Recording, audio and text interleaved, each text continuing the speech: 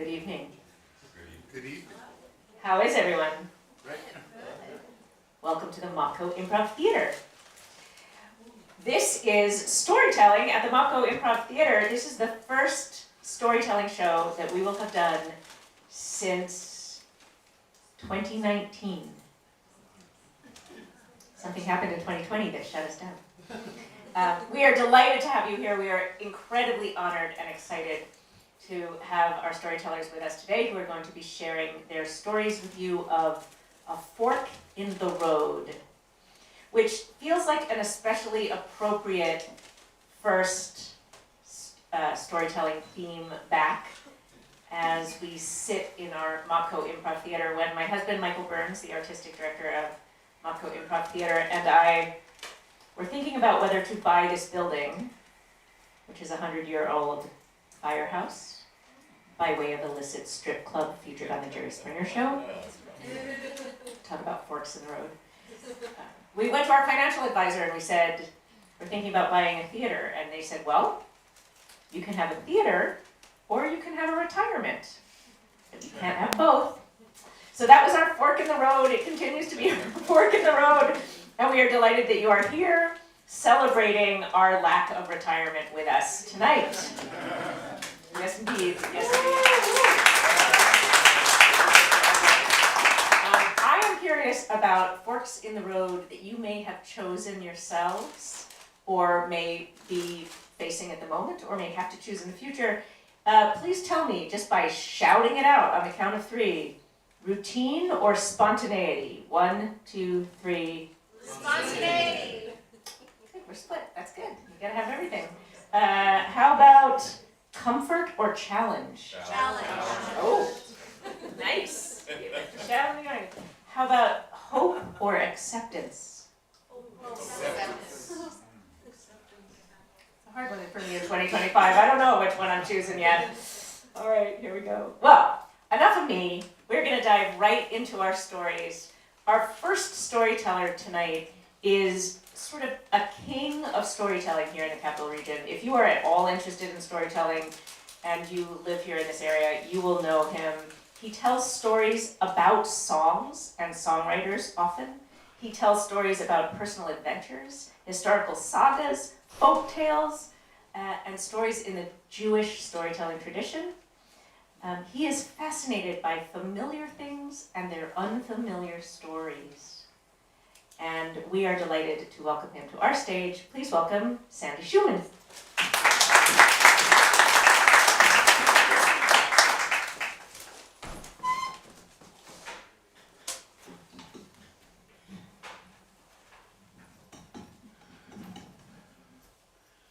My father gave me a quarter, and I had to figure out how to spend it. I was 8 years old. It was my very first carnival. And the flags, the banners, the lights, I was just bewildered and dazzled. And they had games of skill and games of chance, and I had a quarter. I settled on a game of chance. And I put my quarter down on the number 25, not the number 25, that's not my lucky number, on my lucky number 7. And the man in front grabbed the big wheel and gave it a good pull, and it spun around, and it finally came to rest on the number 7. He came over to me, counted out 4 more quarters. Now I had 5 quarters, I was wealthy. And I proceeded to spend each one on the number 7 because I was still feeling lucky. And I lost all 5 quarters. I found my father. I said, Dad, could I have another quarter? He said, what do you need another quarter for? And I told him what happened. I said, I'm still feeling lucky. Can I have another quarter? He said, no, you may not have another quarter. That's the gambling disease. Don't catch the gambling disease. Well, I was 8 years old, but I felt it. I knew what he meant. And I promised that I would never gamble again. And I didn't until one day I'm going to tell you about that day, but not yet. 10 years later, I'm home from college for a visit. I'm in the car with my father. He double parks in front of the convenience store. I run in to get a newspaper. I come back, and he sees the headlines in the newspaper. New York State Lottery reaches record jackpot. And he says to me, Sandy, you know, some people only buy a lottery ticket when it's in the front page of the newspaper. Now, how many of you are in that category? Well, I didn't know how the lottery worked. I had to ask him. And he said, well, it's pretty simple. You pick 6 numbers. You buy a lottery ticket. Those 6 numbers are printed on the ticket. Once a week, they have a drawing. They select 6 numbers at random. If your numbers on your ticket match the numbers that are drawn, you win the jackpot. Now, most of the time, nobody wins the jackpot, and so the prize money from that week rolls over into the next week. And then sometimes the jackpot gets very, very big. And then he went on to say, you know, there's some people who like playing the lottery so much that they'll go to the newspaper stand 2, 3, 4 times a week just to buy lottery tickets. Okay, how many are in that category? Nobody's admitting it, but we know. And then he said, there's another category of people who want to make sure that they're in the lottery no matter what, without fail. And so they buy an annual subscription. My father was in that category. He had an annual subscription to the New York State Lottery. And then he told me something that I made note of. He said, most people will bet on their lucky numbers, birth dates, anniversary dates, dates that are important to them and their family. But I have a unique method, he said. I bet on my favorite Psalms. You know, the book of Psalms, there's 150 of them, and we know them by their numbers, like Psalm 23, the Lord is my shepherd, I shall not want. Well, he took his favorite Psalms, and those are the numbers that he bet on. Well, I was pretty impressed. I thought that was clever and interesting. Not being much of a Psalm reader myself, and until then I had no idea that my father knew one Psalm from another. But anyway, I wrote those numbers down. 20 years go by. My father dies. And for the next 11 months, I'm reading those Psalms. And after just a few weeks, I started to wonder, how did he come to have these Psalms be favorites? How does somebody have favorite Psalms? And of course, it was too late for me to ask. So I speculated. I thought maybe at some point in his life, some event happened, and a particular Psalm took on significant, special meaning, and it became a favorite. So I tried to remember all the stories he had told, and he told a lot of stories about his life, his experiences. My sisters and I used to complain, Dad, we've heard that story 1,000 times. And here I was trying to remember them all and match them up, psalm to story, story to psalm. And of course, there was no way I could be sure that I had it right. I was the executor of his will, and so all of his mail was forwarded to me. And one day I got a particularly large bundle of mail, and so I was sorting through it, looking to see if there was anything that required immediate attention, and my eyes fell on an envelope with the return address from the New York State Division of Lottery.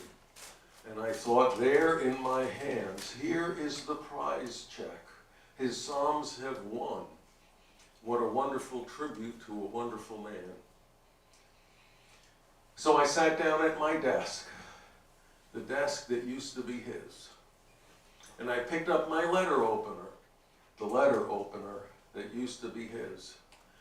And I slit open that envelope, withdrew the contents, and there in my hands, it was a renewal notice.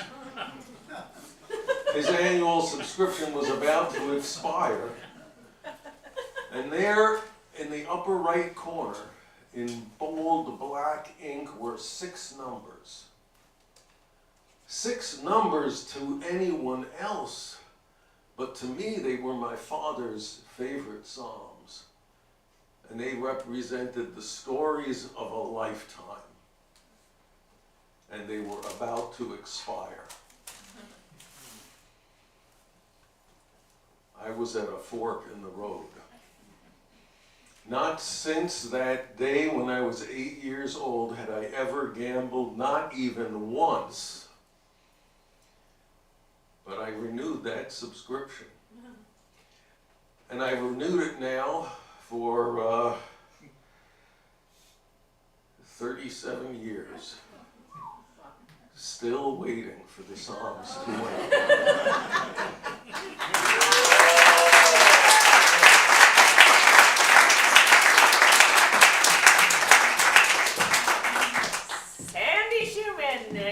Come by your storytelling honestly from a long history of storytelling. I would like to say there is nothing better to bet on than storytelling. That's what I have to say about that. All right, how about expression versus privacy? Expression. You're in the right place. All right, next we have, expressing herself, Joanna Martin. She has come to us back to her native upstate New York after being a Brooklynite and living in Florida. She is now in Saratoga. She was introduced to storytelling after meeting Janine Laverty, one of the hosts of Cafe Lena's monthly open mic night, storytelling night.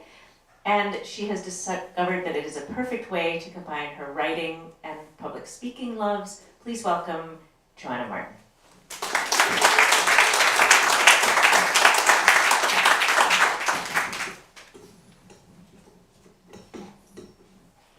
How's this? Good. Good evening. This is a story about how I decided not to have a baby and became a mother anyway. When my younger brother was born, I'm told that upon first glance, I asked if they could take him back.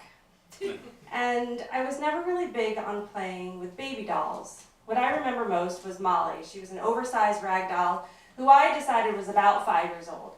And she could walk and talk and play, and most importantly, ride on the back of my yellow flowered banana seat bicycle. Much later, when my girlfriend started having babies, I watched from a careful distance because nothing about newborns seemed like a good idea. These glorious women were for a time reduced to haggard feeding machines. No matter how attentive their partner or angelic the baby, the fact was their lives and their bodies were no longer their own. While I may never have pined for a baby, I did always want a family. I was 38 when I got married, and the ceremonial I do took on some additional weight, as my soon-to-be husband had a 2.5-year-old son named James. So in the moment I became a wife, I also became a parent, and just like that, I had a family. Before I met James in person, I had already watched dozens of home videos of him from the time he was just a few months old, and the first and overwhelming thought I had was that this stranger would never remember life without me being a part of it. And it was a remarkable feeling of life forever changing for us both. When I did finally get to meet James in person, the first weekend we spent together, he projectile vomited all over himself in my car, as if to say, welcome to parenthood. Sometimes it's messy. James was a precocious child who was careful about who he let in. He was deliberate and fearless of things like the ocean that we lived near. His sophistication and vocabulary rivaled most adults. With James, there was never any pretending, no make-believe. He didn't want to go on a mission to Mars or play house. He was interested in experiencing this world in real time, and he often looked to me for truth and clear explanation. One of our early conversations went something like this. He came running into the kitchen one afternoon and asked, "Joanna, do you have a penis?" And I said, "No, James, I don't." He looked at me really suspiciously for a moment and then said, "Well, how do you pee?" It was a fun conversation after that. It's an interesting thing to become a parent before you have a baby. You know, the bond that typically has 9 months to grow, and then upon birth is this miraculous love bursting from mind, body, and soul, or so I'm told, is simply absent with a stepchild. That bond has to be cultivated. Knowing and loving the child takes time. The other thing that happens is you become keenly aware of the sheer amount of work it takes to raise a child. So for me, having a baby became a question, not just something that happened in traditional order after a wedding ceremony. I was on bath duty one night, and James was in the bath playing with his toys, and he asked me if I had any kids. And I was confused about this because we'd been living together now for about a year, but I went with it and did my best to sort of answer his question. I said, "Well, I don't have any other kids, but you're kind of like my kid in that I care for you and make sure you're fed and get to school and help take your bath." And he stopped playing with his toys for a moment and looked up at me and said, "Well, does that mean you love me?" And he was telling me he was ready to take our relationship to the next level. So if James and I could figure out how to do this thing, maybe I could figure out how to do it with a baby too. And I struggled with the ambivalence I felt about the question of whether or not to have a baby. I mean, wasn't I supposed to want a baby? And I cannot tell you how many people would say, "Well, things would be so different with a child of your own." And while I'm sure things would have been different, most couldn't understand that I'd fallen in love with a child that was living in my house already half the time. So at this point, we're about a year or so into the marriage, and we hadn't gotten pregnant yet. Now, we weren't trying, but we weren't not trying either. And given the geriatric age of my ovaries, we did what many do and started down the fertility testing road, only to quickly be confronted by IVF. And one afternoon in the doctor's office, when we were told that the chances of getting pregnant without intervention were slim, we were faced with a choice. I say we, but it really felt like me standing there at that fork in the road. But I knew immediately in that moment what I wanted to do, though some would later refer to it as divine intervention. I knew in that moment I wanted to keep my family just as it was. Though life never stays just as it is, and most get into parenting with the understanding that someday the kid's gonna leave, they don't bank on needing to be the one to do the leaving. But a few years after that afternoon in the doctor's office, when I learned of my husband's affair, I knew my marriage was over. Telling James that his father and I were divorcing was probably the most wretched thing I've ever had to do. I struggled to speak, and he listened, and afterwards I said, "Well, what do you think?" And he said, "Well, that's really between the two of you, and I guess I'm just going to have to deal with it." And at 10, he was still the same pragmatic kid I met when he was 2. James is now 18, and we've mostly remained connected in the years since the divorce, though in true teenager fashion, he is currently not speaking to me. I had to rat him out to his parents for smoking too much weed. I remain extremely grateful I never had a baby with my ex-husband, as it would have meant a forever tie to the man who betrayed me and broke my heart. But I didn't count on how grateful I would be to have a forever tie to his son in becoming a mother anyway. Thank you.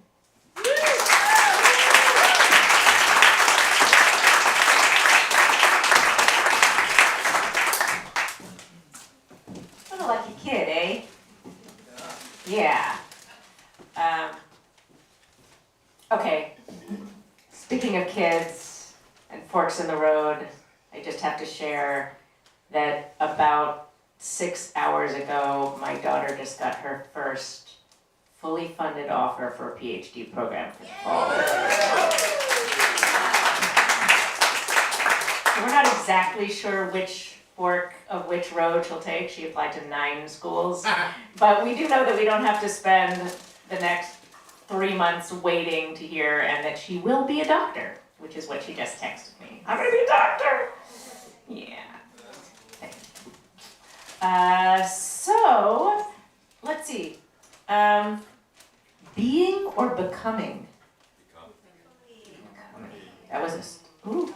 So very fast becomings, some trailing beings. Vanilla or chocolate? We're agreed on one day. Right. Our next storyteller is a true Renaissance man and another great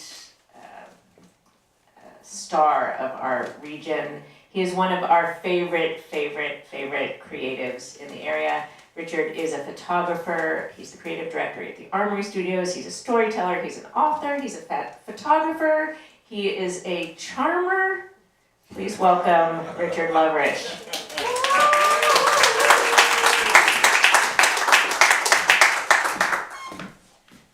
This is going to be entirely psalm-free, so I hope everybody's okay with that. So, I grew up in the Bronx when I was a child, and we had a very small apartment. I think I still remember today, just about every precious item we owned. And most precious to me were my father's cameras. He was the family photographer, and he was quite good. Didn't take pictures of anything else but the family, and he was very good at it. But the cameras, to me, they were exquisite. They were these black, severe boxes with grainy finishes and chrome accents and arcane symbols that I never thought I could possibly divine. And they came in brown leather cases with red linings, and frankly, I fetishized them. So this fetish grew. It grew to photo magazines. I think I was following photography for probably 4 years before I knew what an f-stop was. But this led to a further obsession. Going into high school, I joined the photo club. They had the absence of mind to make me the president of the photo club. And I learned then, this is one lesson, not the fourth, that I shouldn't be president. And you should know whether or not I'm leading to something. You should know in your heart whether you have the stuff to be a president. I'll leave that there. And I do not have the stuff to be a president, not even of a photo club. But I left my mark. I did mentor some kids, other kids at school, and taught them photography, which I've become quite adept at. And so I was an artist. I was the art student and a photographer. And nearing graduation, I did not have the same sense of direction, perhaps, that many of the other students seemed to have. And I certainly didn't feel ready leaving this modest high school where I was the art star. By the way, I did not get beaten up by football players once because someone reminded them that I made the posters. So that's it. The story of my life. I should just leave right now. That's it. He makes the posters.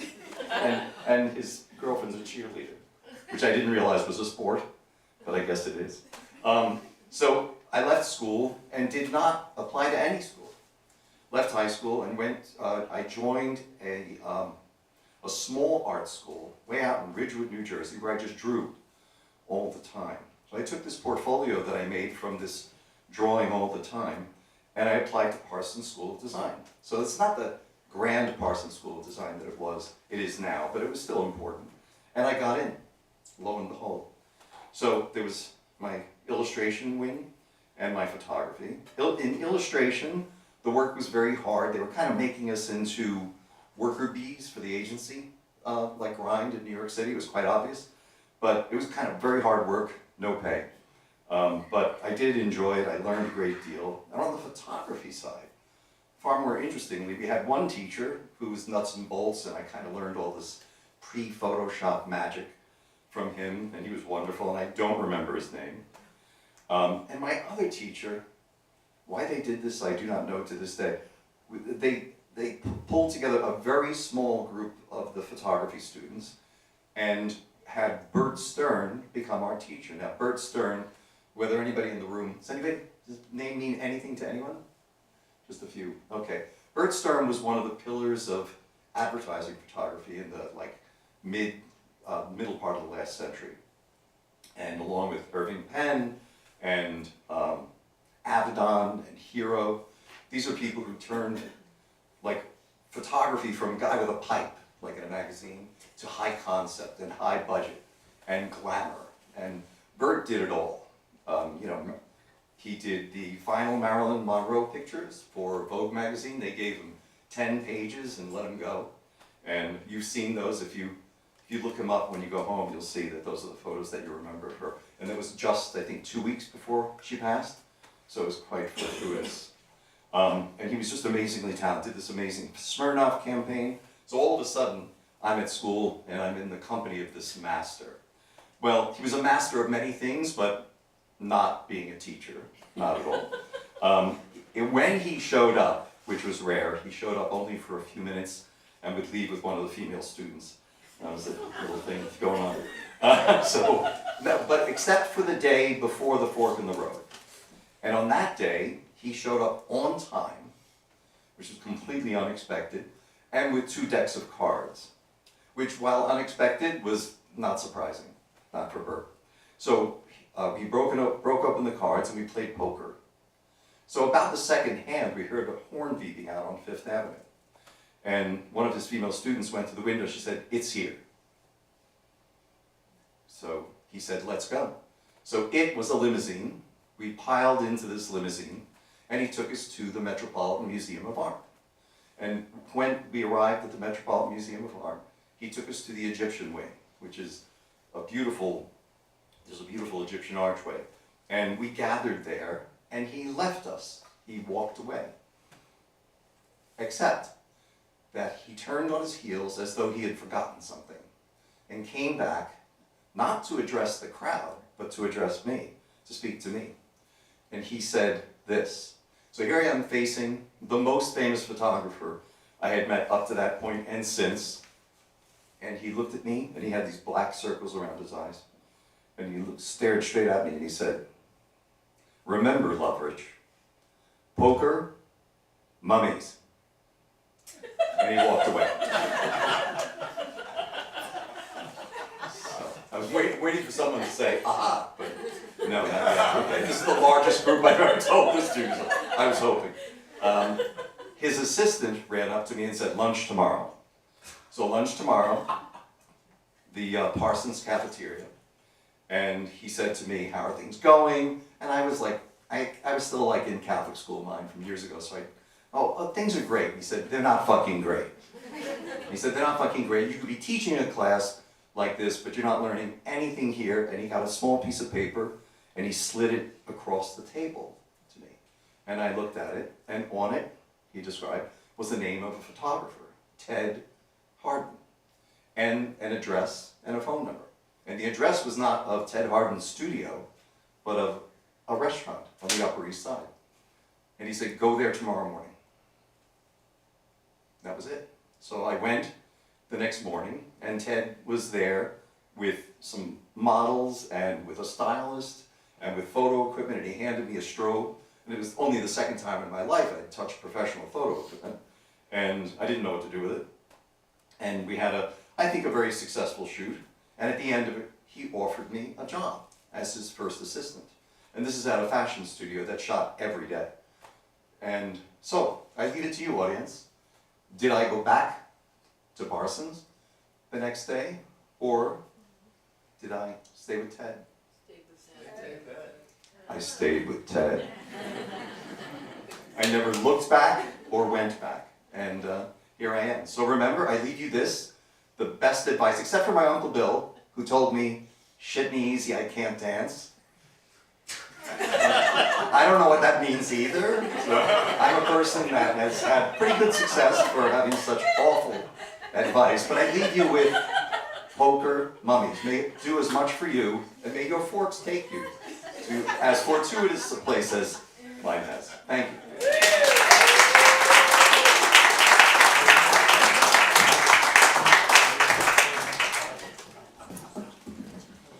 Okay, poker mummies.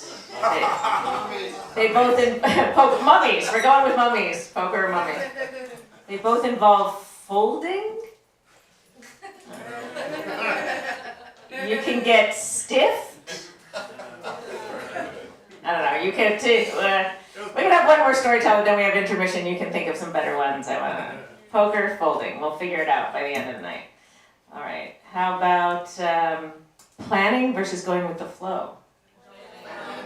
Planning. We have a strong planning contingent, which is interesting in an improv theater. Yeah.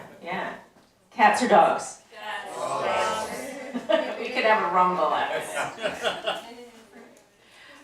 Our next storyteller, final storyteller for the first half of our show is, okay, I'm going to admit it, I'm especially delighted. Susie Felber and I have known each other for at least as many years as Sandy's been renewing his lottery thing.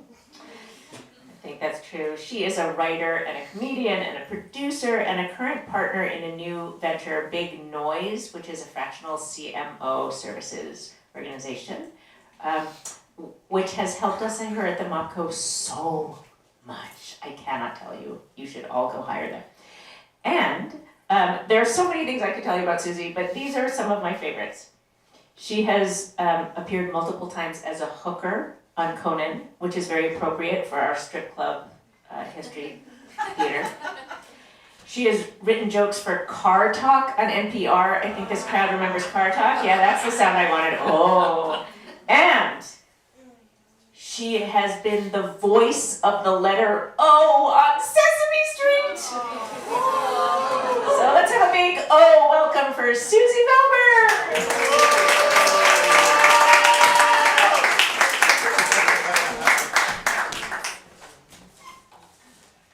I'm sorry, is the applause sign broken? Come on, that was a great intro. I love Cat Topic, and this theater is amazing, and thank you for giving me more applause. So, the theme of this show is a fork in the road. And my story is about when I was a child, and if any of you here ever been a child? Couple, yeah. Decisions get taken for you. And that's what this story is about. Because, when I was a kid, one of my earliest memories is overhearing my mother tell everyone what an extraordinarily gifted child I was. Now, I don't mean to brag, but I was extremely average at everything that my over-enthusiastic mother signed me up for. Ballet, ice skating, basic math. There was nothing I couldn't do on the level. But when it came time to send me to my first summer camp, she decided she needed to find a camp that would cater to a child of such exceptional abilities. So when a pamphlet came through the door promising it was a day camp that had special music and special art classes and special sports instruction, that's how I wound up, with the best of intentions, going to Fidel's camp for special children. Every day I would get picked up by the little bus. It was the 70s. My mother just stayed in the house having cigarettes and instant coffee. The bus would pick me up, and I would come home and I would tell her, I don't belong there. Now she thought I was intimidated. So she sent me off again. I come home the next day. I say, Mom, no, I'm different. Well, she thought I was probably highly intimidated by all these genius kids. Well, it didn't matter that I came home every day telling her I didn't belong there. Let me tell you a little bit what special camp was like.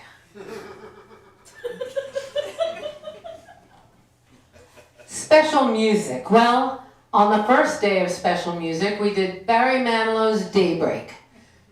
in sign language. On the second day of music, we did Barry Manilow's Daybreak in sign language. And on the third day, daybreak, if you want to believe, you let it shine, shine, shine. All around the world, singing to the world. Yes, every day of music class was mastering Barry Manilow's Daybreak.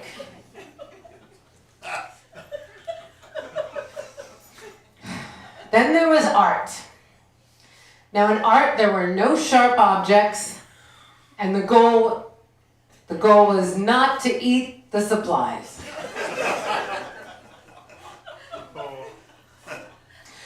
But there was one boy I had a thing for. He had a bowl haircut. It was the 70s. And he had these straw-colored highlights. And he had these long lashes. And his name was Hugh. And I would just talk to him. And I swear there was one time where he almost looked me in the eye. I gotta tell you, autistic kids, the hotties of the special realm. Now if that joke makes you uncomfortable, I have to say one of my brothers is autistic and he finds that joke hilarious. And he'd want me to tell you he's single. So you can get his number at the intermission. Anyway, but Fidel was not without its strong points. I loved the sports at Fidel. You know why? Because look, I wasn't a kid who was always picked last for the team. My forte was being picked second to last. I was able to like suck in my gut, smooth back my hair to make it maybe look a little bit more sportsmanlike, and I would eventually leave some sado picked last. But at Fidel, forget it. I was Pele. I would go running down the field, and when the counselors would try to get me to give so-and-so a chance to nudge the ball with their one good eyeball, I would pretend to be one of the deaf kids and just score goal after goal after goal. Loved the sports there. Anyway, we get to the end of camp show, and look, thinking I was extraordinarily gifted, I figured I'd have a Pulitzer and a Nobel by the time I was 12, but I was going to star on Broadway before that. So I was pretty proud that I got the one speaking role. Do you want to hear some of it? Yes. Okay. It was, "Welcome to our production of Star Wars." That was it. That was my entire part. And you want to know something? I was jealous. I was jealous of the one who got cast as Princess Leia. I mean, she was in a wheelchair, she couldn't even operate. Okay? Now that sounds mean, okay? But that's why they don't put 5-year-olds in charge of Hollywood studios. They're terrible people, children. Yeah, I was jealous of her, but you know what all made it okay? I looked out into the audience, much like I'm looking right now, and I saw my mother there. And the whole choreography of the show was getting people from stage left to stage right. And as she watched R2-D2 kind of making it and then not and then making another, and I looked at her face and I looked at the look of shock, I just was like the cat that ate the canary. Well, in the swimming expo after Star Wars, where, by the way, we wound up Star Wars doing Barry Manilow's Daybreak. I'm sure George Lucas would be fine with that. She saw me in the wading pool splashing around. She took me straight out of the pool. Bada bing, bada boom. The thing is, it was a bit traumatic for me, but for the rest of my days, one peep out of me, and I got anything I wanted. And in that way, it was all worth it. Now, I'm just going to wrap this up by saying I told this story to family and friends many times over the years. And there's always a point where they look at me a little squirrely and they say, hang on, wait a second. How come they didn't know that you didn't belong there? Huh? How come they didn't know you were different? And to them I say, don't you think I ask myself that every single day of my life? Thank you.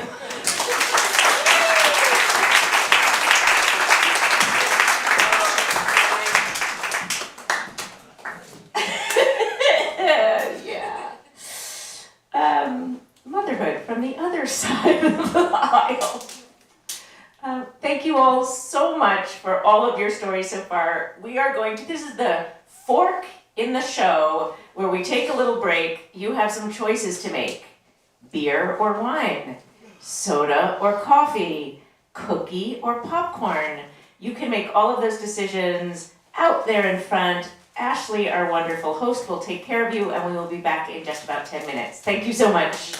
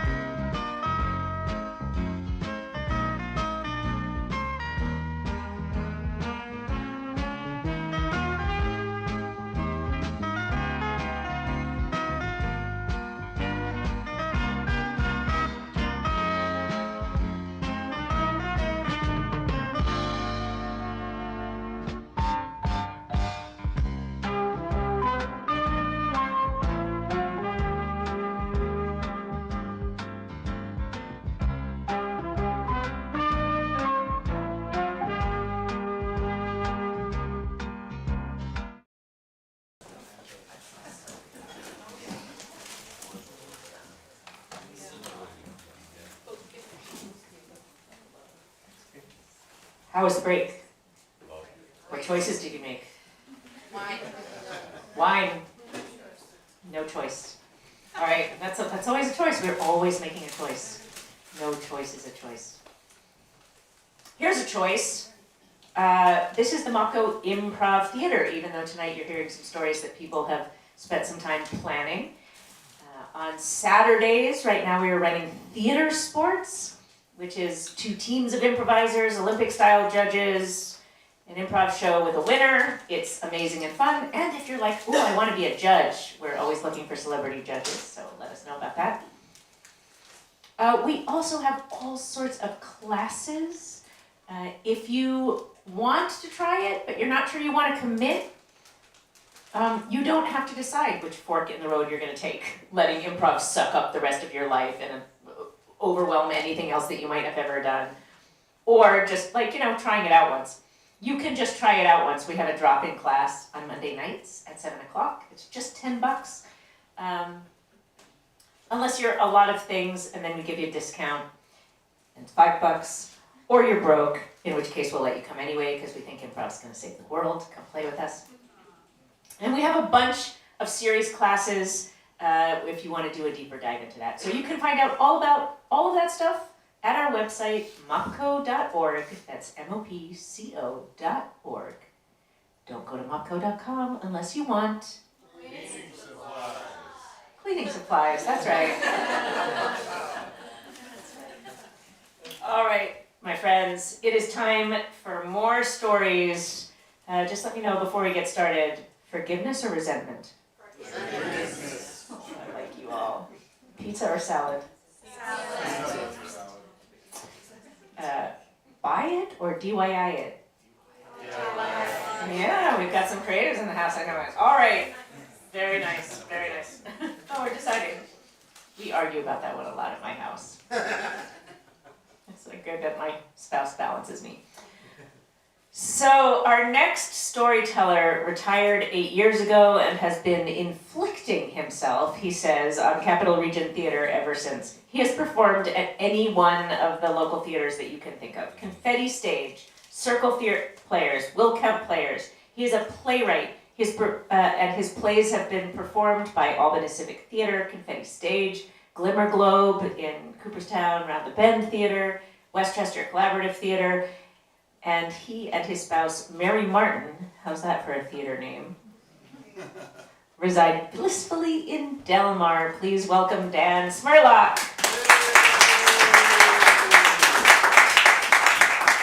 I will take resentment over forgiveness every time. This is the story of my wedding, and every word is true, but at various points I'm just going to have to ask you to suspend disbelief. Right here at the start, you're going to have to do so because you're going to have to believe that some years ago, many years ago, there was a woman who not only was willing to marry me under compulsion, and indeed wanted to marry me, but actually proposed to me. I said no. My reasons were manifold. Some of them are the usual stuff you hear about, fear of commitment and so on. But really, it's not so much that I didn't want to be married as I did not want to have a wedding. Mary wanted a wedding. My wife's name is Mary. I would give her a pseudonym, except then I forget to use it. She wanted a wedding. She didn't want anything big, but she wanted a wedding. And I didn't. And there were reasons for this. Every wedding I had ever been to, every wedding I have ever been to, I would look at the groom, and they all looked the same. They had this sort of embarrassed, shamefaced, dazed look on their faces. And I would feel bad for them. You know what that look resembled?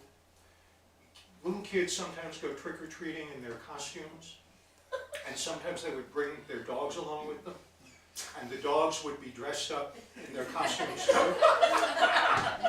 And if you look down at the dogs, they'd all have this same expression on their faces, an expression that said, "This wasn't my idea." So, and there was another reason that I didn't want to get married, and had to do with my mother. Mothers are a big theme tonight. My mother was a woman of many splendid virtues, but she was very strong-willed. And I was about to say she was a hard person to say no to. She was an easy person to say no to, she just wouldn't pay attention. and would do whatever the hell she wanted to do, even if you didn't want her to do it. And she was very big on projects, micromanaging projects. If she had known that there was a wedding, and Mary's parents were dead, so they weren't in the picture. So the field was clear for my mother. And if she had known that we were going to get married, she would have taken this project over, micromanaged it, made it 80 times bigger than it was going to be, and driven everybody crazy, and then gotten mad when you weren't cooperative with her. So marriage wasn't in the cards. This created some real frostiness in the household. We were cohabiting at that point, so there was no place to retreat to, and the dining table became a kind of no man's land, across which we would periodically snipe, and occasionally we would try to have a rational discussion about it, and it would go nowhere. I would say, look, our lives aren't going to change at all. Why should we bother getting married? And she would say, if you think our lives aren't going to change, why won't you get married? I would say, look, you know as well as I do that marriage is an archaic property arrangement that perpetuates the patriarchy. And she would say, I have no trouble dealing with the patriarchy, I don't need your help. So this went on for a few weeks past. And I can't even remember whether this was my idea or hers, but to appease her, I agreed to go down, we lived in Albany at the time, I agreed to go down to Albany City Hall and get a marriage license. So down we went, paid for the marriage license, we came back, and that eased the tension for a little bit. But still, time went on, and it was clear, and here's the fork in the road, it was clear that either we were going to get married or the relationship was going to end. There was no other choice. We plainly were not going to continue cohabiting. I mean, you can't be, and look, you can't be a little bit married. It's really a binary choice. So the tension resumed, and the marriage license was, I believe, for 60 days, and to this day, and a lot of time passed. I guess the license was about 7 days, 10 days from expiring. To this day, if my spouse talks about this event, she will tell you that the reason that I was willing to get married was that I didn't want to pay for another marriage license. This is a base calumny. Over the period of time, I started, kind of softening to the idea, getting used to it, saying, oh, yeah, maybe I can do it. And it came a Friday night, and the thing is, fork in the road is sort of a bad metaphor. It looks like that in retrospect, but really it's the real metaphor, nor is the metaphor, the Pauline road to Damascus moment. You have the revelation, oh yes, I want to spend the rest of my life with her. I'm not even sure about that now. Nor is she, but here we are. It's more like crossing the Rubicon. I mean, the thing is, Caesar didn't do it by himself. He had 5,000 men with him. It took a while. So anyway, it came a Friday night in May with the license close to expiration. And I found myself saying, I can do this. I feel the same way on Monday morning. Yeah, okay. So I felt the same way Saturday. Yeah, I can do this. Sunday, I can do this. Monday morning, I woke up. Yeah, okay. Get married. Now at that time, Mary went to work about an hour before I did. So by the time I woke up, or at least was sentient, she was gone. So I called her at work, and I said, meet me at City Hall at 9:30, and we'll get married. At the moment I called, she was talking to a colleague of hers who was also a friend of ours and who knew me well. And Mary said, what should I do? And the friend said, you know that Dan is hopelessly neurotic. If you have a chance to do this, and you really want to do it, go do it now, because you may never get that chance again. So she said, okay, yeah, she wasn't dressed in what a person might want her wedding dress to be, but she agreed. So, and I should say, I called friends of ours, a married couple, and said, will you be our witnesses? We're going to be at Albany City Hall at 9:30. So Mary and I are there at 9:30. Now, I don't know if anyone ever spent any time in pre-renovation Albany City Hall. The basement of that building was this dank, dungeon-like set of corridors with offices at intervals on the corridors. Windowless, totally depressing, totally oppressive. And that's where the judge who was going to marry us had his chambers. So 9:30 comes around, our witnesses aren't there. 9:35, our witnesses aren't there. 9:40, still not there. As it turned out, this is downtown Albany on a work day. They couldn't find a place to park. So the judge says, look, I'm sorry, but I got to go preside over traffic court. You don't have any witnesses, I can't do anything. Thinking quickly, Mary goes to two of the offices and says to the people in there, will you come be our witnesses? They were very disgruntled. They didn't want to do that, not because they wanted to work, but because they had to put out their cigarettes. So these two people that were total strangers came out into the hall, and we said our vows in less time than it's taking me to speak this sentence. And that was that. And then I did something that I'm not proud of, but I can explain. I went to work. Why did I do this? I didn't quite fathom this at the time, but I did it because I wanted to normalize what I was doing. I didn't want to be saying to myself, you've made this enormous life choice. You've been at a fork in the road and you've chosen one fork. So I wanted to say, yeah, I'm late for work. And that's what I did say to myself. So, and eventually I left work at the normal time. I got home. Friends of ours brought takeout Chinese food.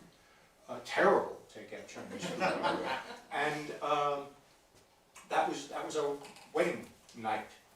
Anyway, the coda to this tale is, and again, I mentioned before, one reason that I really didn't want a wedding was because of dealing with my mother over it.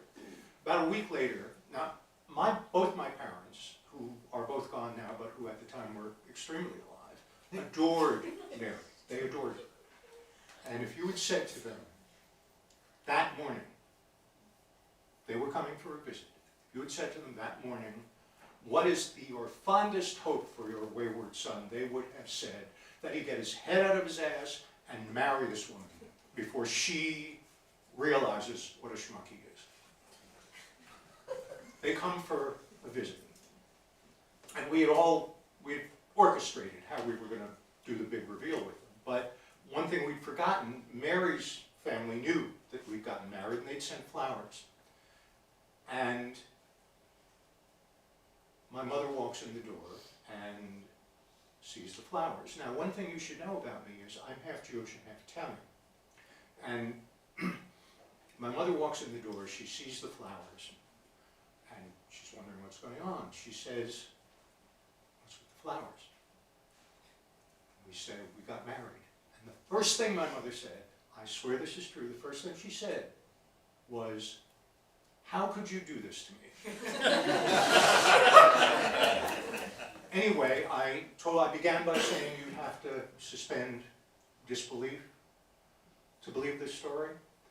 And I mentioned a moment ago that I'm half Jewish and half Italian. My mother was the Italian.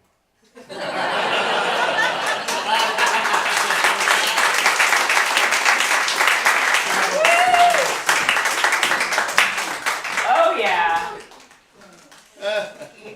What I love about this story is that so many of the forks in the roads we take, we don't know. You don't actually know if it's going to be a fork in the road and which fork is going to matter or not. We also got married at City Hall, and then and then went to this place. We figured, oh, we'll find a place to eat. We don't have to make it a big deal. And everything was closed. It was a Monday in Schenectady. There was no place open for lunch. So we ended up at this little Italian place that was like a mafia kind of. It was the Twilight Zone. It was the Twilight Zone. We have never, ever been able to find this place again. It doesn't exist. We just drove into this parking lot. There was this place we walked in. There was just like one guy sitting there, red velvet carpet or something, you know. And put down the spaghetti and the sauce, right? Like with tomato juice. Right, honey? You're very accurate. Amazing. And yet here we are. Not quite 37 years, but getting there. All right. Yeah. Yay.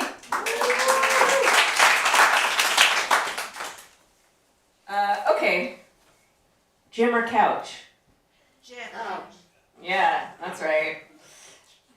PJs or pants? PJs. Amen. Post-COVID. Asking for directions or pretending you know where you're going? Hear that? Pretending you know where you're going. Our next storyteller is a fiction writer and a playwright from Westchester, New York. He attended Bennington College for 4 green and beautiful years, he says, and he graduated in the spring of 2024. So there are so many forks ahead. Who knows? Emmett says that he strives to deepen in his work both his connection to the world and his understanding of it. Please welcome Emmett Donovan.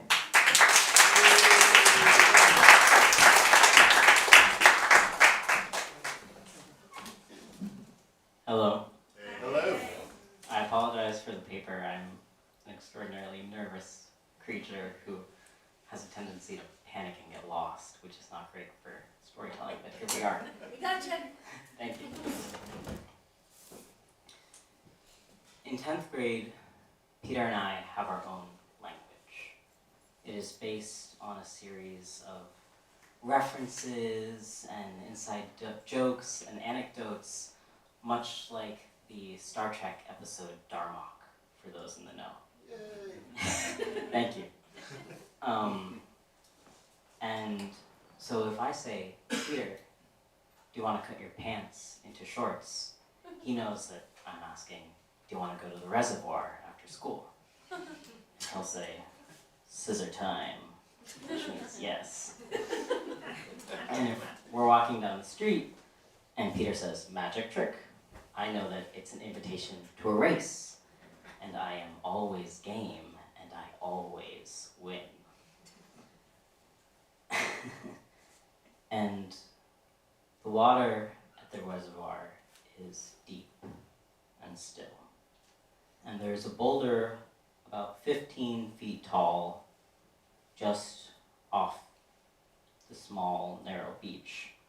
And we call this boulder King's Roost, which is another phrase in our language. And when we go to this boulder after school, we climb up and we sit there and talk for hours. And when the sun sets, every ounce of orange and purple gets reflected back down into the surface of the water. So we get 2 sunsets, one for me, one for him, sky and lake. And around a mile and a half that way, there's a short trail in the woods made for access to a power line. It's just a weak little path through the dirt and the moss and the thin trees. And that is where Peter carried out a shotgun and killed himself. Emmett, you might be too much of a coward, but I'm not. That is the first line of the letter that he left me. And now I will admit a small lie to you all, which is that his name was not Peter. And I am borrowing this name to tell you about this boy, my friend,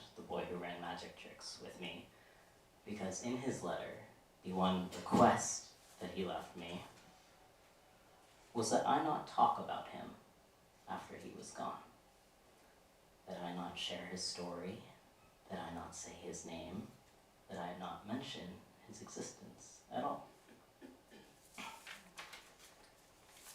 Let me tell you, killing yourself is like getting the last word in every argument you've ever had.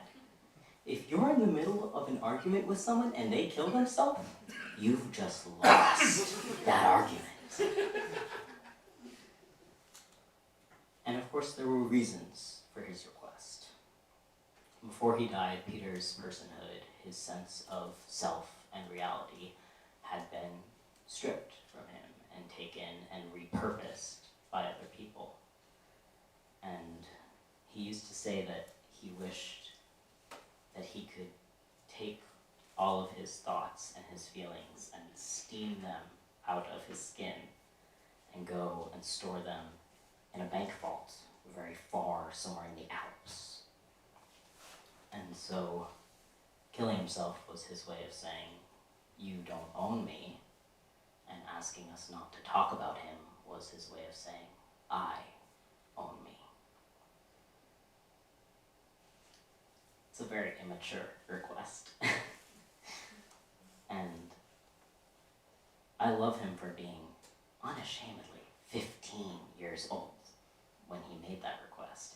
And I fucking hate him for not giving himself a chance to grow older than 15 and realizing you actually can't ask for that.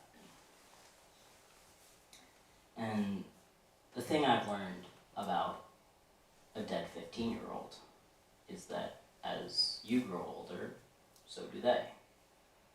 And I am 23 now, and Peter is always just off to my left. And he is 23 too. And he is dead at 23, just as he was dead at 17 and 18 and 21. And he was dead for his driver's test, and he was dead for his high school graduation and his first drink. And he will be dead for his 40th birthday and his retirement party. And instead of sitting frozen at 15 as I had expected him to, he ages right beside me and arrives dead into each new year of his life. I honored Peter's request for a long time. As he said I was too much of a coward to go with him, I left him, and so I owed it to him. I went to summer camp and I didn't talk about Peter. I met with a new therapist and I didn't talk about Peter. I went to college and I built an entire life for myself and I did not talk about Peter. And slowly and stubbornly, Peter began to drive a wedge between me and everyone new who came into my life. I had girlfriends and boyfriends and mentors and friends and teachers, none of whom were allowed to know me or understand me because Peter insisted that I be quiet and that I withhold him and therefore withhold the part of myself that existed in him and beside him. And so in that way he separated me from everyone who came into my life after him. And often I have been furious with him for this. And I have wanted to wring his neck and kill him for this. And when I began to speak of him and to betray his request, I have been frightened of his wrath and guilty for the sense of hurt that I imagine I'm inflicting on him. And often I am struck by how strange this is, that our relationship is still very active and changing and evolving and living, even though it all happens without his knowledge or participation. And at this point in my life, I am facing another fork in the road because even in 10th grade, I knew where I wanted to go to college. I wanted to go to Bennington College because as a child, my father taught me MFA program there, and I grew up on Bennington campus and running around Bennington campus, and it was my home.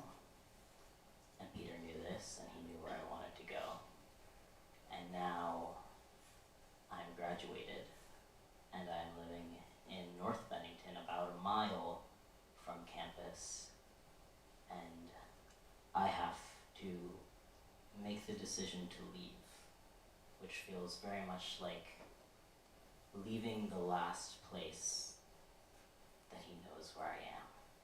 And part of me feels like, well, he knew I was going to Bennington. I'm still in Bennington. If I just wait around a few more years, he might show up. You know, I'm still in the area. And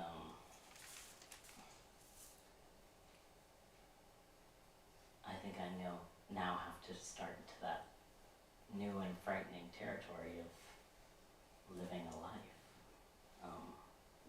which you can't do with someone who's not around anymore.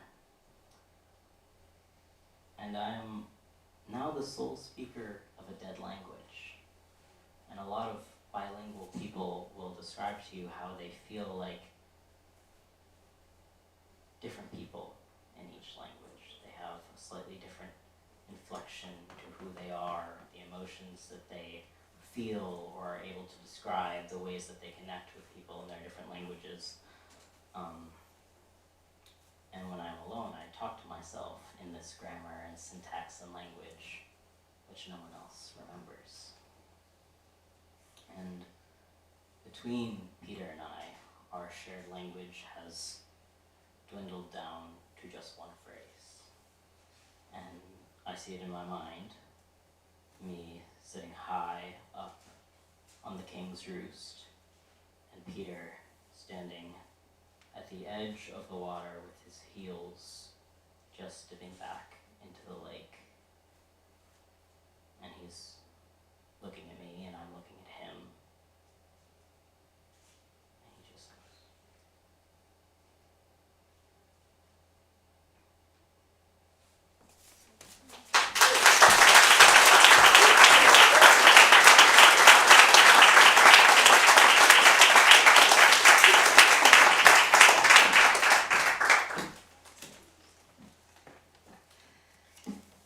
You know, I think sometimes we're aware of the forks in the road that are about the actions that we're going to take. And we're not always as aware of the forks in the road that are about how we're going to tell the story of that, how we're going to remember it, how we're going to make meaning. So thank you for sharing your story with us, Amit. And thank you all for being here and creating space for stories to be told and shared and revisited, and for us to make the choices to share those, because that's ultimately what exists for much longer than the moments of our actions, I think.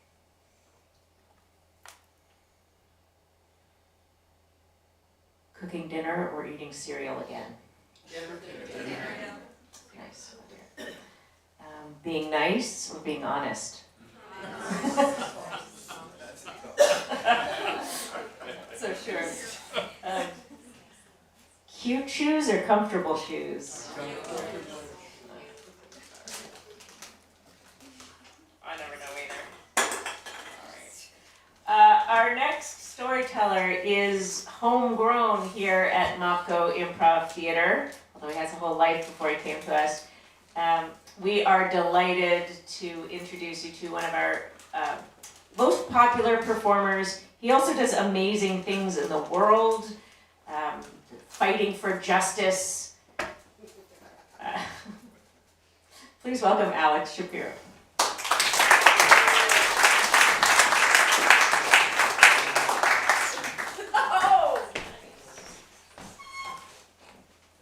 Good evening. At age 12, the summer I believe at Jewish summer camp. It's another camp story. How did I find myself at Jewish summer camp? Well, my parents were very, very sort of definition of secular Jews. Never went to temple, we had Hanukkah, and that was pretty much Judaism for me.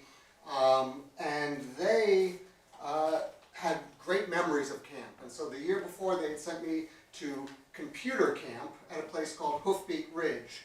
And Hoofbeat Ridge turned out to be a disguised horseback riding camp that had no computers whatsoever. And I was terrified and had never expressed any interest in horses or riding them or being near them or cleaning out their barns. And so I had a horrible 2 weeks. And my parents said, let us send you to one more camp. And so they sent me up into the northern Wisconsin woods to a camp, a Jewish camp, and it was fantastic. It wasn't just that they had sailboats and fishing and archery and no horses. I think they may have had them, but at a satellite location far away from campers. And I started to really enjoy this camp. It wasn't just for the activities. There was that sort of a cultural thing. My best friend from 1st grade all the way to 6th grade was interested in soccer, and that was pretty much it. And I had never been that interested in soccer, but we sort of bonded over computers, and then I would play soccer with him. Here were kids who were acting out Monty Python skits, they were reading comic books, and they were just generally geeks, and I felt like I had found my people. I enjoyed also the fact that I was 12, and the camp was covered with sort of a heady musk of preteen confused sexuality. We all knew we wanted to do things to each other, but we didn't know what those things necessarily were. And the promise, which had felt like a lie, of a first kiss during 6th grade, suddenly felt like it was possible. And it was just an exciting time. Now, sprinkled in amongst that excitement were prayers at lunch, prayers at dinner, and I started getting interested in it despite my secular upbringing. I started thinking, maybe this Judaism is something I should be into. I'm sure my parents would be okay if I started going to temple. Maybe I could get bar mitzvahed. I didn't realize how much was involved in that. But at that moment, first kiss and bar mitzvah both seemed possible to me. And so there were several activities. During the day, you picked your activities and you went to archery and fishing or something like that. At night, there were 3 different types of activities, and there were full camp activities. There were the entertainment nights, where we would have like a whole camp dance, or there would be a capture the flag game over the entire camp in the dark. And it was just a lot of fun. Then there would be the semi-educational nights. These nights were a little bit harder to understand from this time and place, but we had nights that were Escape from Nazi Germany nights, where you would start at the girls' side, and you would have to sneak past the Nazi counselors to get to the boys' side. There was also Escape from the Pogrom night, which started at the boys' side and went to the girls' side. And those were the semi-educational nights, and those were also fun. The bad nights, the nights that nobody liked, were the fully educational nights. And those were the nights where they would try to make it exciting. We'd either go from cabin to cabin or building to building, and we'd stop at a location, and then someone would lecture us something about Judaism. And I actually was the only person, I think, in the entire camp who sort of got interested in those nights too. It was all sort of coming together for me. I was going to be a rabbi, and I was really excited about it. So it was probably the least planned educational night that entire semester at camp. We went to a building which was called the Ulam, which I had already learned in Hebrew meant house or something like that. And in each of the corners of the ulam was a different counselor. And you would go to this corner and they would present, I honestly don't remember, Judaism in farming. And you go to the next one and they teach you about Judaism in world culture. And the last one that I went to was being run by the female counselor for the girls who were the opposite of us, so also the 12-year-old girls counselor. I can't remember what she looked like. I remember she had curly hair, and I remember she had extremely bright eyes, and that's all I can remember about her. I don't know her name. I couldn't pick her out of a crowd now. At the time, she was the epitome of what a girl should be. She was just fantastic. And she was the only person in the entire camp who could get an entire group of 12-year-old boys to jump into freezing water where their lungs would almost collapse, and then they'd be sort of dragged out by other counselors. And then the next day she could tell us to do it, and we would do it again. Because everyone wanted to be her friend. Everyone wanted to sort of be in her aura. We got to the last educational area for the night, and it was entitled, What Does Judaism Mean to Me? And she had done this 4 times already, and she had given up on asking people to write out questions, and she had just written her own questions and dropped them in a hat. And she then would take them out, and she would read them to us, and then she would tell us what Judaism meant to her in regards to that question. So she pulled out a question about halfway through, and she opened it up, and she said, okay, this question is, what would be worse? Having a friend who was addicted to hard drugs, or become addicted to hard drugs, or marrying a non-Jew? To me, and this was, you have to understand, this was like 1988 or 1987 or 86, somewhere in there. Hard drugs were not what hard drugs are now. Hard drugs were a death sentence. You were choosing that you would prefer that your friend died, because we all knew that was all hard drugs led to, was absolute and total death. It wouldn't be 2 more years before hard drugs started becoming a little bit more, I'm kind of curious. So her answer to the question was, well, Judaism is very important to me, and I could not marry someone who wasn't Jewish. Everyone else who was in this group was looking out the windows, looking at the ceiling. I was the only one who was listening, and for the first time someone raised their hand, and that was me. And she was very excited because no one had raised their hand the entire performance. And I said, well, what if you really love the person? And she looked at me, and she said, and her eyes were sparkling, and she was happy to say this, and she said, well, for me, because I find Judaism so important, I could never love someone who wasn't Jewish. And the light went off. I was no longer a rabbi. And while I returned to that camp and had the promise of a first kiss actually fulfilled, and a second kiss actually fulfilled, a bunch of second kisses fulfilled, sort of a lying under the ulam kisses fulfilled. It was awesome. I was never sucked back into that feeling of religious community. I still enjoyed the people, but I was convinced now that I was really just not made for religion. And that's my fork.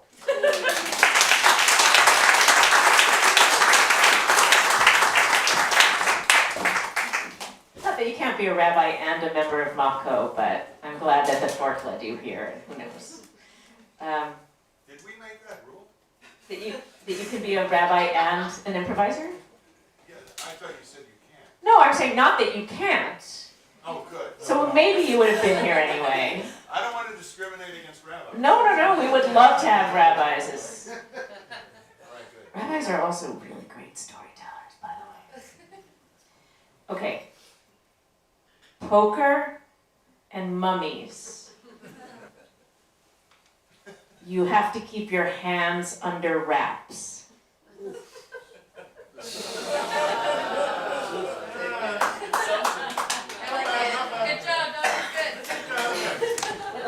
for my friend Alex.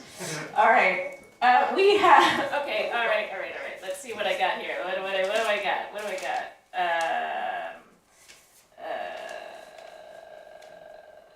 I don't know, you give me some for our last round. What? Rock or stick? Rock or stick? Rock. Rock. Stick. Okay.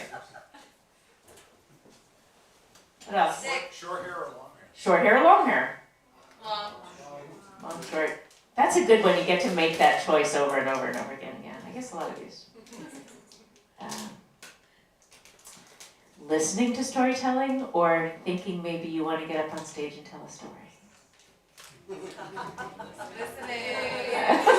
All right. Well, I will leave that with you as we come to our final story of the night. Gail Sparlin is the 2023 Eddie Songwriter of the Year nominee, a singer, songwriter, musicologist.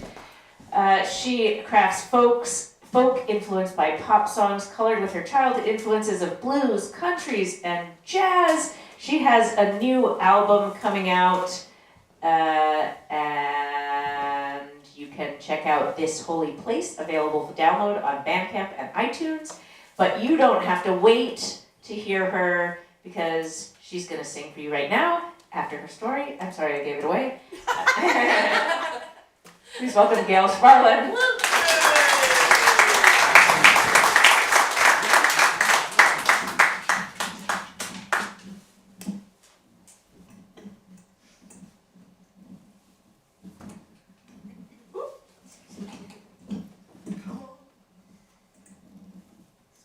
Okay. Well, hello. I grew up in northern Minnesota, about a quarter of a mile from where the Mississippi takes its turn to the west to its source 60 miles away. Landed 10,000 lakes, bitter cold winters, and in 1983, and the return of the geese in Minnesota is a big deal. When they fly, especially northern Minnesota, when the geese return home, it's cause for celebration because the winters are so bitter cold up there. Today it was 40 below with the wind chill. So, yeah, and you get used to it after a while. I mean, every January day it was 20 below, especially back then. But anyway, in 1983 I moved to New York, and I've been here ever since, but every year I go home, and the geese have become a huge metaphor in my life. In May of 1996, my grandmother, Adeline Ellen Flasgrud Haverland, passed away at the age of 90. She was the mother to 7 women and 2 boys, and those 7 women became known to me, including my mother, the aunts. And the aunts were my role models. They were the mothers to my best friends. They lived nearby, and they were beer swilling, opinionated, bossy, kind-hearted, generous, thoughtful, beautiful women. They were my role models. And if you knew me, you'd say, well, that's who you are now. But but anyway,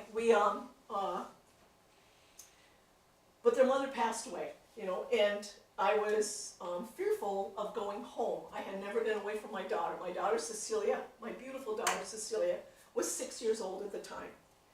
And I had never been away from her overnight, let alone 5 or 6 days.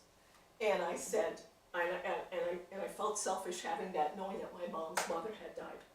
Now, at my home where I grew up, that was the center for all the family parties. And they would have them every 2-3 weeks, once a month. And there would be 20, 30, 40 people in our home while my mom cooked. My brother, my father, my cousin Loretta, and I sitting in the dining room near the piano, playing guitars and banjos and piano, and conducting a sing-along. There would be people all over the house having arguments or discussions or loving, kind. It was intimidating and yet incredibly inviting. And I knew that was what my grandmother's funeral was going to be like. Excuse me, I got beginnings of a cold here. So anyway,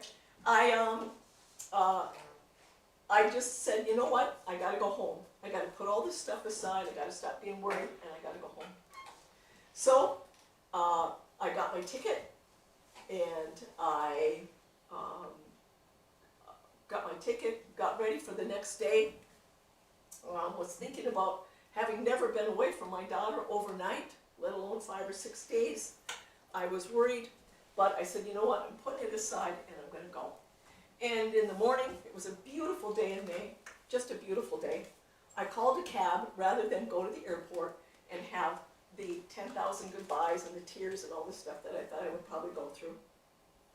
And Cecilia's father and I were out in the front yard walking around and chit-chatting, and a gaggle of geese flew over. There were 5 of them. And 5 geese isn't unusual, but at the same time it's not always the norm because geese usually travel in pairs.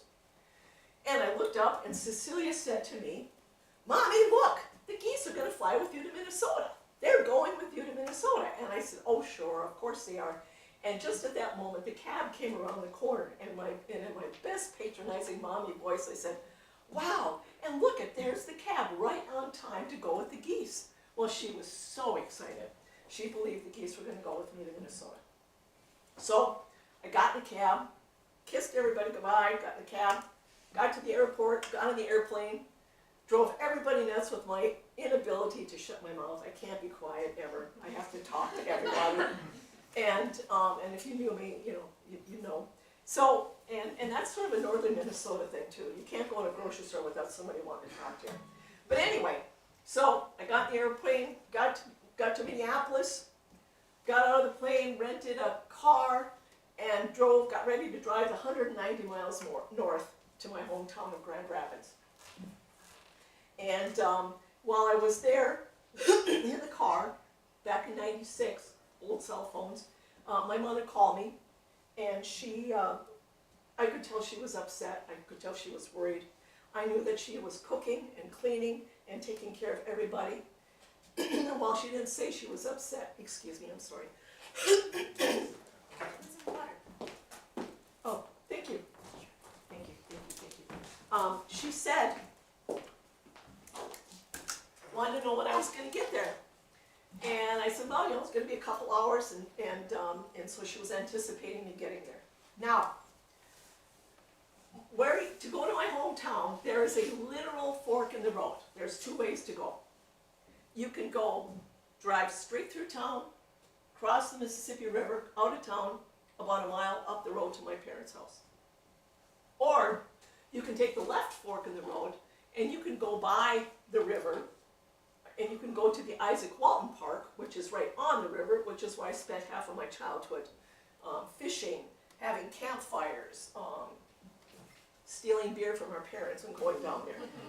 This is where, and usually when I would go home, I would stop on the river and go put my hands in the water just to connect up a little bit for a minute before I would go home, But I decided that since my mom's phone call, I said, you know what, I gotta get there right away. I can't do this. But I got to that fork in the road and I felt a tug. And I said, you know what, 5 minutes isn't gonna make any darn difference. So I took the left fork in the road and I took the back way to the Isaac Walton Park. I got to the Isaac Walton Park, I pulled in, I walked out of the car, got down, and I put my hands in the river, in the water, and connected up with whatever it was that kept me grounded as a kid. And I heard some geese flying. And I looked up, and a small gaggle of geese landed in front of me. 5. 5 geese landed out there. I stood up, and I must have counted them 100 times. I couldn't believe it. And they just sat there looking at me as if to say, told you so. Cecilia was right. The geese came with me. My grandmother's funeral was everything I anticipated it to be. It was uncomfortable, it was sad, it was beautiful, it was full of there was sing-alongs, my aunts were sad and joyful all at the same time. But it was okay, because I had received a hug from my grandma. I had received a hug from the universe, from God. I have always looked for road signs in my life, and I have always received them. I have been so fortunate in that respect. And they have never said, it's never stopped me from falling, it's never stopped me from making mistakes, but they just show up and say, get up, Gail, you are loved. Here's my song. It's a little song about Minnesota.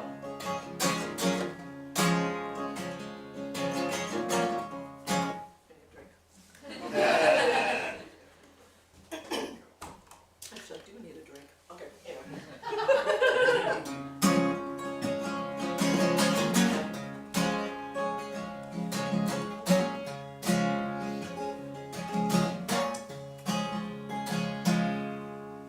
There is an ocean in Minnesota. I'm sorry, I'm nervous. I gotta do this again. Woo!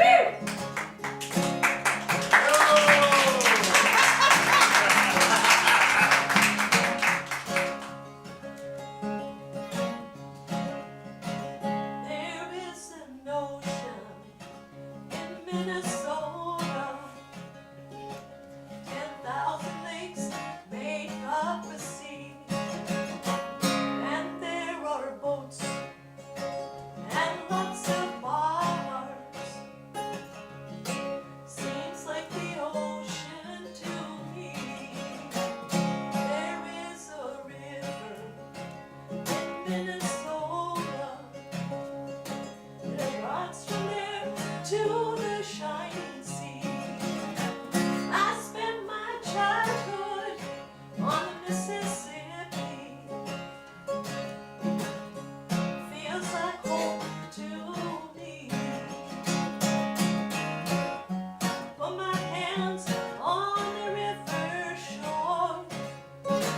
I hear my memories. I sense the love of the ones that knew what for. When earth speaks to me, I feel the lives of those that gave me more. This is home to me. There is a heartbeat in Minnesota. The farms, the fields, the lakes, and the trees. You can hear it if you listen. Let it carry your life to what you need. Put my hands on the river shore. I hear my memories. I sense the love of the ones that knew what for. Then earth speaks to me. I feel the lives of those that gave me more. This is home to me. I feel the lives of those that gave me more. This is home. Ooh, this is home. This is home to me. Yeah, yeah.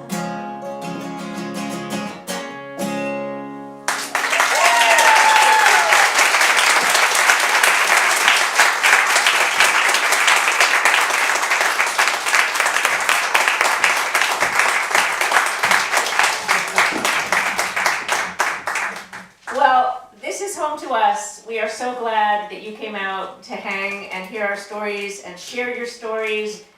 Should we do this again? Yeah! We will do this again. In the meantime, come see some improv. Thank you all for being here tonight.